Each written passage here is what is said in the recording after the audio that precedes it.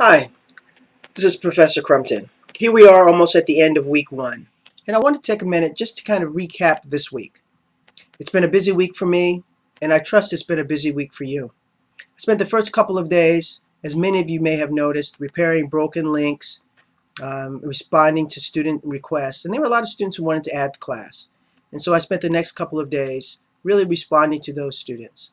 I peeped every now and again into the discussion forums just to see how they were going. I hope by now that what you have discovered is how the course is run, what some of the course requirements are, and most importantly, I hope that you have discovered and found your online rhythm. For every student, it's different. And for those of you who are brand new to online, I hope that you feel more comfortable with the technology. So here's the most important thing that I want to say about the technology. Never let it get in the way of learning. I don't. I don't let the technology get in the way of learning. It is just the medium. And so we're going to, whatever challenges technology may be presenting for you and for me, we're going to work around those. We're going to do the best that we can to minimize that. I'm going to certainly do my best. But when they come up, if they are inconsequential, if they don't affect the lesson, then we're going to keep going. And as time permits, we will repair whatever needs to be repaired. And as long as you keep bringing to my attention broken links, then I'll do my best to repair those.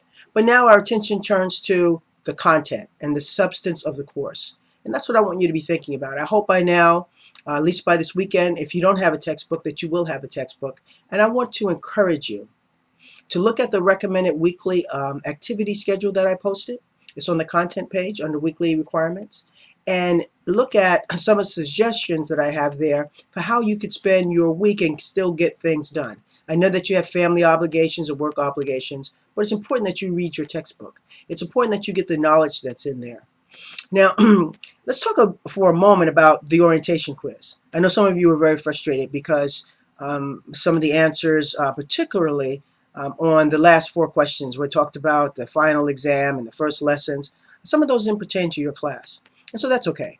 Don't sweat the small stuff. That's the first thing I want to tell you. As I was putting together the course and the requirements, I realized that I had too many assignments in there, and I didn't think you could really get them done with quality. And my goal is not to burn you out. My goal is to keep you engaged in this course for the next 6 weeks, and it's a lot, right? The next 6 weeks are, as you look at the curriculum, it's just a lot of material. So one of the decisions I made, and I hope everyone knows it by now, is that the final exam will be online.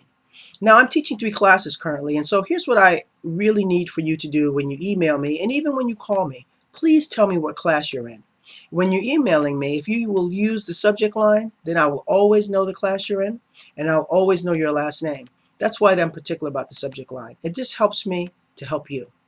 So as you get ready for week 2, I want you to, over this weekend, be really comfortable with your online rhythm, know when the deadlines are, and I want you to spend quality time on the discussion questions. The discussion questions are intended to complement what you're learning in the textbook. So please spend time on that. Spend time on your responses. I look forward to being actively engaged with you in the discussion forums. I will start grading some of the work that you have done.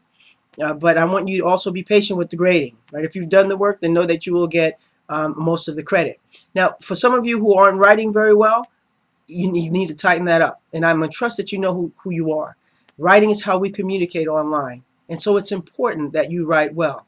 Not fancy, but simply well. Complete sentences, subject verb agreement, punctuation. Okay, because poor writing affects comprehension. And the number one purpose for writing is to communicate and to be understood. So if you have any questions as we progress, you know how to reach me. You know I'm responsive by email and also on my phone. Although I have discovered, quite honestly, that I seem to be having problems getting phone calls here at home. And I think it has to do with my provider, Sprint.